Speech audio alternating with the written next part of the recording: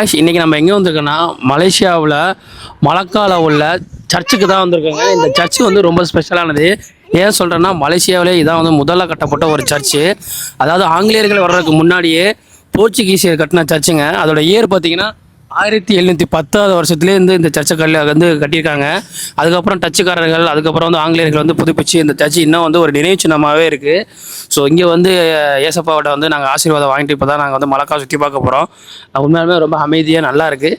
Malaysia மலக்கா வந்தீங்கன்னா கண்டிப்பாக இந்த சர்ச்சை ஒரு தடவை விசிட் பண்ணி பாருங்கள். இதுதான் சாமி.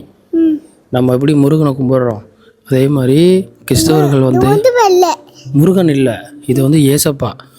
நம்ம வந்து நம்ம தெய்வம் மாதிரி இதுவும் ஒரு தெய்வம். ஓகேவா? நம்ம எல்லா தெய்வங்களையும் வணங்கணும். அப்போ தான் எல்லா தெய்வங்களோட ஆசீர்வாதம் நமக்கு இருக்கணும். ஓகேவா? கோயிலுக்கு போகணும், சர்ச்சுக்கு போகணும், மசூதிக்கு போகணும், ஏசப்பா கும்பிட்டுக்க.